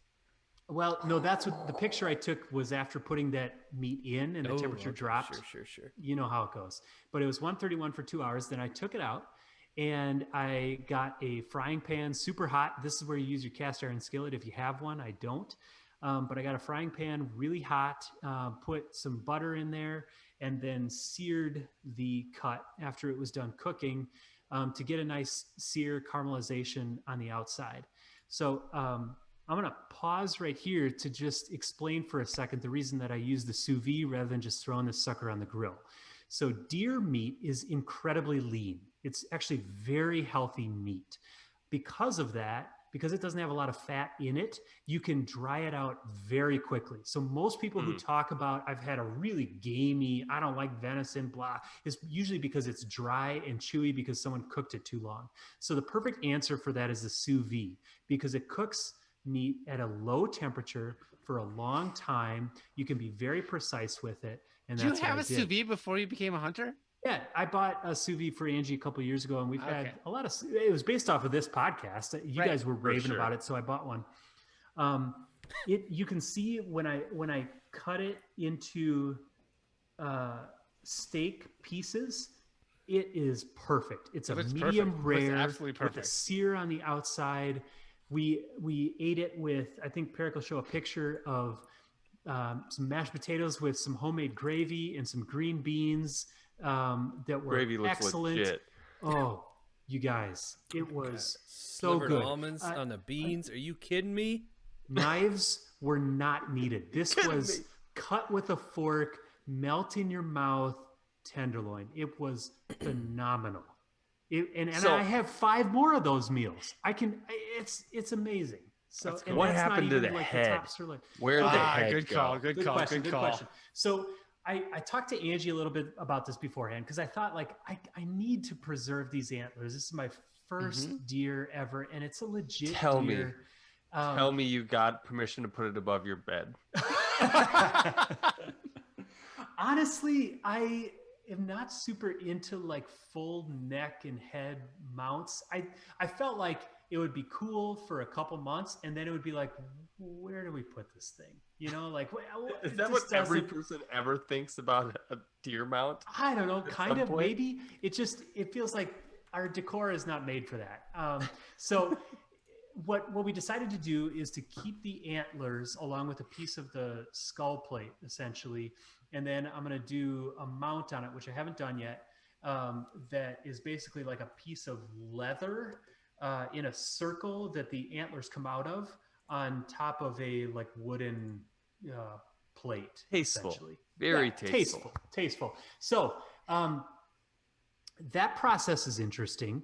So we had to remove the antlers from the head, and anytime you're cutting into a head of any animal, it's kind of weird. But we did that, and then I had to take the hide off of that, and I was looking online. A lot of my education on this whole thing came online, and the age of YouTube is fantastic if you're like getting into a new hobby. But I was trying to sort out like what is the best way to get the stuff off of this, because there's a lot of like connective tissue and others. It's kind of gross. And resoundingly, the answer from taxidermists everywhere and amateur hunters everywhere is this special kind of beetle. So you buy beetles online. You basically put the skull, if you want to keep the whole thing, or the portion of the skull that you want to keep, like in a bucket or something, and put beetles in there, and they eat all the Go dead get that tissue. right now. Go get that right now. No, did you do that? Hold on. No, I didn't do it. Go ahead, Dogio. No, if you didn't do it, I wanted like beetle specifics. Yeah, well, you can look it up. I don't have the beetle specifics, but I instantly thought, there's no way in hell I'm doing that. I'm not buying beetles online to sort this out. This is where you spent so much money. I know throughout this whole process, and you won't buy the fucking beetles. Yeah, I'm having a problem with this story. It's an excellent point. So what I did anyways was I spent a lot of time kind of just like scraping the stuff off. And then, so the other thing, if not beetles, what a lot of people do, which is kind of weird, but I don't know, is basically like bury the head for a year. and then put like a cage with a weight on top of it over it so scavengers don't like pick it up. Like coyotes or the neighbor's dog or whatever doesn't pull it out of the ground. And they basically just let worms and bugs and bacteria kind of do their job, and they pull out like a fairly clean skull a year later. Get your skulls cleaned in less than 24 hours. That's what the beetle ads are like. There you go. There you go. This is real. I'm not pulling your leg here. So what I decided to do, I had gotten most of it off. I just realized this is going to like, for me, this just kind of like felt part and parcel of figuring this thing out. But this is going to sound a little weird right now. It's currently zip tied to a pine tree in my backyard, the antlers and skull, with the hopes that honestly that flies will lay some maggots on it and they'll eat up the remaining tissue and take care of it. So when that process is done, you know, before the snow flies, I'll pull the antler aside and do the mount, and I'll show you guys when I get it finished. I'm going to try and kind of do it, DIY it, because it feels right. Did you take a bite of the heart? No, I got in trouble for this people too. Do, or like yes, your first kill, you gotta like bite the raw heart. So when I brought the deer over to Andy's house, that was one of the first things he asked me, and I said no. I left it with the rest of the guts.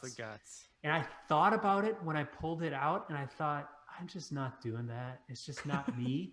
And then I got it to his house, and I could see the look of disappointment on his face, and I thought I should have done that. So actually, his wife's dad came over. He's an avid hunter and like in some ways like the patriarch of the family. So he heard I had gotten my first deer. Even though I'm not in the family, he came over. He's like, I got to hear your story. Tell me everything that happened. Cool. It was super cool. And he said, so did you get the heart? I said, no, I'm sorry. He goes, that's okay.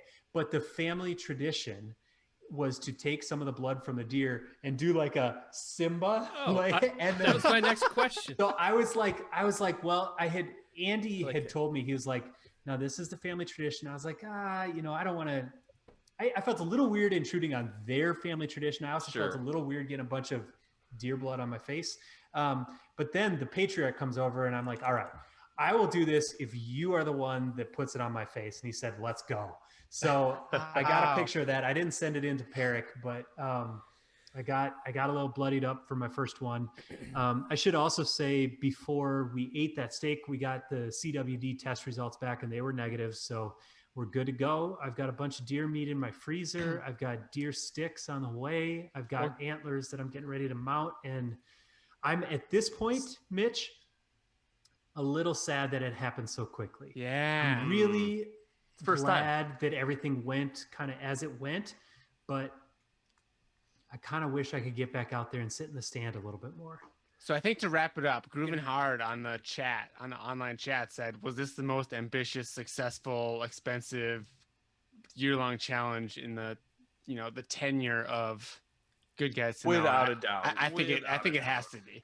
I think there's a distant second to Peric's Robots from a couple years ago, but yeah. Other than that, this was so freaking cool, man. Congratulations. Thank you. It was so how cool. Crazy. How crazy. So like cool. Everything just lined up. It's like, yeah. So I still can't get over. I'm still heck? pinching myself about it. I can't, because especially knowing that I came in, like it would be even a little less special if everything had gone perfectly on my way into the stand. But I had completely counted myself out, right? And then you had 25, 30 minutes of adversity that you had to get over. Yeah. I think a lot of hunters can relate to, right? And now like it's official. You're a murderer. Yeah. You're a murderer. I've killed you've done it. Well, I mean, that's true. Yeah. I mean, so this the is other my thing clap I'll say, for you, Chad. I appreciate that. I really do. I feel good about it. I saw feel that. good about the way I went through it. You sent us that picture at like 9 a.m. and I was like, I looked up the deer opener. It was like, today. Yeah. I was like, what is he talking? He's like, I guess it's back to golf as my new goal. And it's like, oh my fucking God. That is awesome. So I do want to say, if any of our listeners or any of you good guys or whatever are interested in asking questions about the process, I am completely open. You can ask any dumb question you want, because I guarantee I had the same question. I really enjoyed this experience and looking forward to getting better at it too. And am very interested in helping somebody else get into it. So let me know. Dibs, next year I'm going to Rochester. Awesome. Come. Dibs. Let's do it. Come on down. I will not hold a bow, but I will sit somewhere. I'll set up multiple deer stands. A used boy. I'll set up multiple deer stands. If you prefer a ground blind where we can sit together, we'll do that. Just fill up piss bottles. All right, Chad, fantastic work. It was a long story. If our listeners our viewers it was a long story, but it was important. It was a good one. Yeah, it kind of was. It's a generational story like a rite of passage. Yeah. And to make it perfectly stories like that. To make it perfectly clear, this is our podcast. Yeah. And that's like one of the things we come to the conclusion of. Yeah. We're going to do this. Story. Yeah, we needed to hear that story. So, the other thing is, we're going to post on YouTube now, right? So instead of them living and dying for 2 weeks on Twitch, they'll be gettable in the future. Forever. Well, maybe? So first of all, it's on Twitch. I think for 2 weeks, it'll be on Twitch. So if it makes no sense to tell the people that are watching it now that they can watch it immediately after we're done, but they might want to watch it again. This is pretty good content. Yes, you can watch it again immediately if you'd like to. But no, yeah, I'll put it on YouTube as well. I'm still debating the whole podcast thing. Like I can just extract the audio from this and put it up on the iTunes feed. Shoot us a note. The feedback. Because like some people like to listen in their cars, and like they can't really listen to Twitch or YouTube in their cars. So I definitely see the value there. So I'll probably do that. I'll probably just pull the audio from this recording, which in all reality, astute listeners know that we don't really edit anything. So we just it's all you're getting reality, people. No fake news here. So yeah, in our effort to make a little bit less work potentially. With all the editing, of 4 audio files and all that, and getting it on the website and all that, I think we might have a slightly more work, but it's way more fun. It's fun. I'm having so much fun. Yeah, and by we mean Perek. Yeah. This is like my workload just decreased by 100%. I don't have to do the intro and the outro. Yeah, you don't have to do anything, but anymore, you still have the ability. We can still hear that. I still can press some buttons and do bad sound effects in certain places. And to be fair, Mitch had this requirement removed, and then he subsequently, screwed up his one responsibility, which was to show up. Because that was I feel technical. Like that was an app thing. I feel like you guys know GroupMe has been glitchy. GroupMe has been glitchy. Then you guys sent out a chastise me for being busy. What is this? We sent out a tweet that we were going to record last night. We were going to stream last night, and then we pulled that back because Mitch found out 15 minutes before streaming that we were planning to stream and couldn't do it. I did not know we were doing it Monday night. Yeah, Monday night. My studio was occupied. Mitch, what have been your segments over the years? There was a question in chat.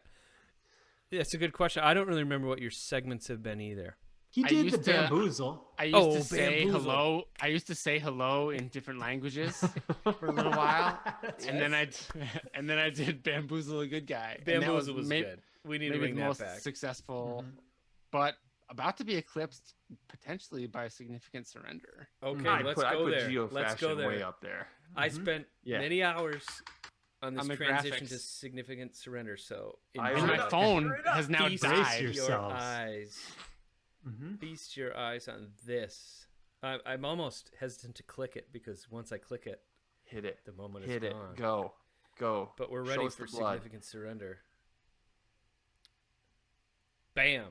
Did it do it? Did it do it? It's we can't see it. Well, I can't see it. I can't tell.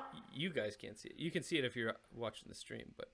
So do you have the scores in there? Do you have scores are under? Chad has 19. He's front and center there with 19, and Mitch and I both have 17. Ooh, looks good. Looks good. Okay, you guys ready? Yeah.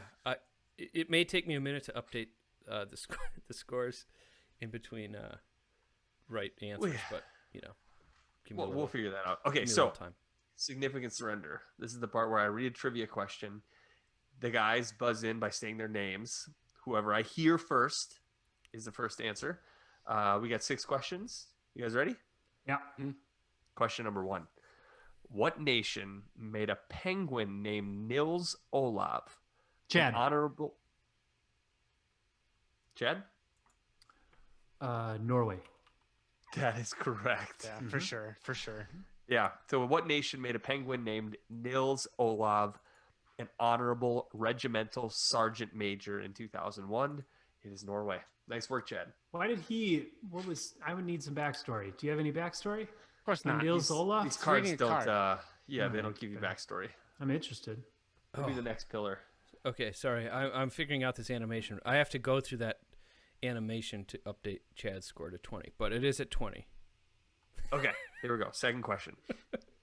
What punk pioneer once demanded backstage delivery of, in quotes, 7 dwarves dressed up as those dwarves out of that film about the dwarves?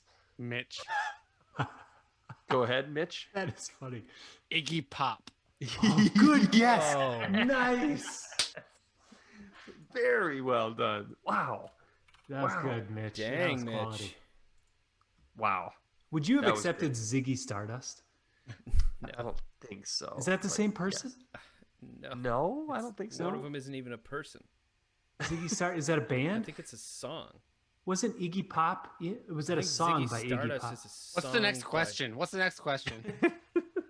Okay, so we got points updated. Perfect. Question number David 3. Bowie? I don't know.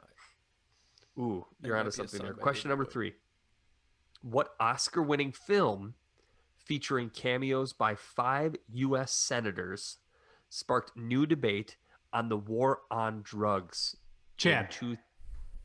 Go ahead, Chad. I'm gonna say Forrest Gump. Incorrect. What Oscar-winning film featuring cameos by 5 U.S. senators sparked new debate on the war on drugs in 2000? 2000. Jeez. War on drugs, 2000. 2000. I don't know if I probably wasn't allowed to see our movies back then. 2000. I don't know. I got nothing. Mitch. Go ahead, Mitch. An inconvenient truth. Nope, it is not. Oh, that's interesting. It's not a terrible guess. Let's look at Barrick, that. no guesses? Scarface. No. It is. I think it won Best Film that year. The movie was Traffic. Really? Oh, interesting. 5 senators drug were movie. in that? Yeah, I think Cameos the by 5 senators- senators. I was thinking documentary. Like I couldn't Yeah. get out of documentary Right. lane. Right. Okay. It was in the traffic lane, as it turns Alright. out. All right. Next question. Question number 4. What Salman Rushdie novel centers on fallen angels named Gabriel and Champka? Gabriel? Not Gabriel? Gabriel. Gibreel. I don't know that I've ever read a Salman Rushdie novel. I haven't either. Or even if I'm pronouncing his name Mitch. correctly. Mitch. Go ahead, Mitch. Heaven's touch. Nope. Love the guess. From 6666 Mitch. No, I got nothing. Chad. All right. Go ahead, Chad. Sheep to the slaughter. No. Reasonable guess as well. The answer was the Satanic Verses. All right. Oh, we weren't far off. Could have got there, Mitch. Okay. Second to last question. What media nickname for monoclonal antibodies comes from their ability to seek out and, in quotes, shoot down specific cancer cells? Peric. Peric? Antioxidants? That is incorrect. Can you repeat the question? What media nickname for monoclonal antibodies comes from their ability to seek out and shoot down specific cancer cells? Mitch. Go ahead, Mitch. Snipers. Nope. Can you repeat the question? Last time. What media nickname for monoclonal antibodies comes from their ability to seek out and shoot down specific cancer cells?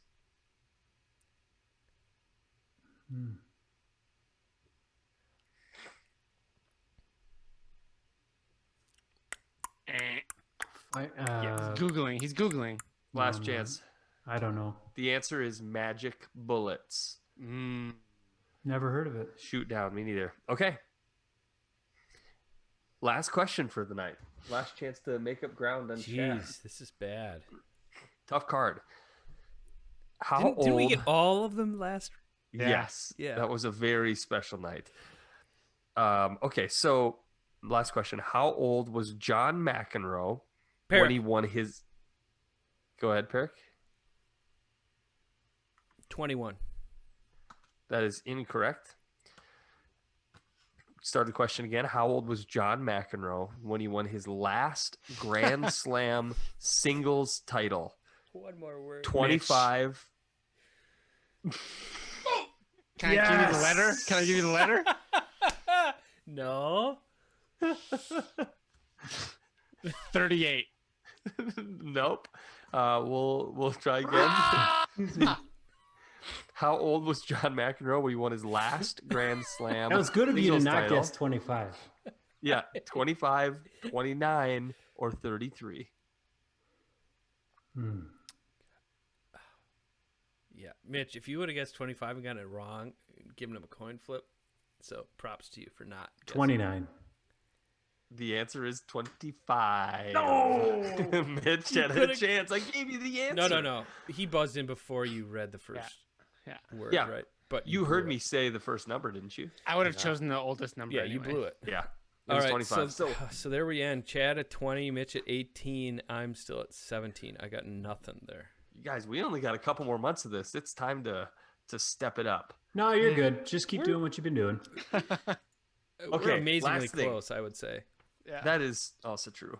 Last thing, new challenge. I'm gonna executive decision this from the message board. Awesome. It's the La Croix challenge. Oh, I loved it. Oh, he Just really a hit great. He just really hit the sweet man. spot. Yeah, And so made the put some challenge- people put some thoughtful challenges in the. This is Yeah. Maestro, right? yes. Yeah. I'm pretty sure. Yeah. So the challenge is to try a new flavor, a flavor you've never tried before, of La Croix. It has to be La Croix. La Croix. Can't be anything else. All right, and report back. Are I there love it. new flavors? Like, are they coming out with? Oh new- yeah. Oh yeah. Okay. Oh yeah. You might have So to I go to a think different there's- store. Maybe. Yeah.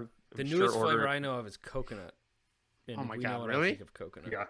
Oh no, there's a lot. There's skinny can. There's a lot of skinny can versions of new stuff like mango, peach, and stuff like that. It's weird. So, So I mean, yeah. our challenge is literally to go buy a soft drink in a can and drink it and talk Yeah, about but it. this is a soft drink in a can that has a special place in the heart of the Good Guys to Know podcast. It's probably been Alright. sponsored or featured on more podcasts than any other drink save Coors Light. So Look Yeah, at it might be Chad. true. Has a badass challenge. Yeah, year-long we've challenge, done and now he's all challenges. about effort. He's all about effort now. We've done challenges much easier than this. Looking like, for something to take up all my deer hunting time now that I Oh, Load my tag. how about Oh, like think What of a a song guy. from the 1990s. That was our previous challenge. So Yeah, I we're- really we're don't already think way there's more than that. precedent fair enough. to Fair say enough. that this All right. is too easy. whew, this was Better a long complete this challenge now than ass put my neck- podcast. This was, Yeah. but it was good. I've got more parts of the story if anyone's interested. You know, if you're This is what the golf Curious. trip is for. Like maybe next week, was the deer a good kisser? Because I think you do No. that as a hunter. nope, wasn't a good kisser. See, oh, okay, maybe not Tongue next week. was We took care of it this week.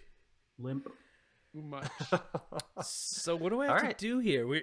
So do How I do have you to play end the this? No, outro or no. I got it. Okay. I'm trying to think of what's the most artistic way to exit a podcast now that we have this video. So I think, Been there, done that on the Pamplemousse, I would say, right? oh yeah, we drink Pamplemousse pamplemousse has all been the around time. for decades. Pamplemousse is like Mitch is offended. Mitch's wheelhouse. All right, I'm gonna start the outro here, boys, and then I think I'm gonna mute I all like of your this, you audio, guys.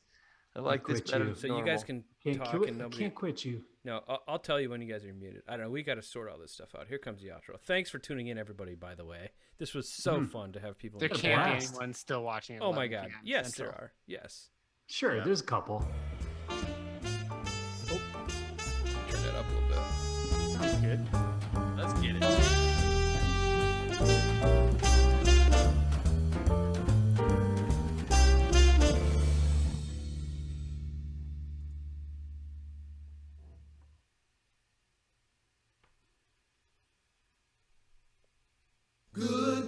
ladies. Good night, ladies. Good night, ladies. We're going to leave you now. Good night, ladies. Good night, ladies. Good night, ladies. We're going to leave you now. Merrily we roll along, roll along, roll along. Merrily we roll along o'er the deep blue sea. Merrily we roll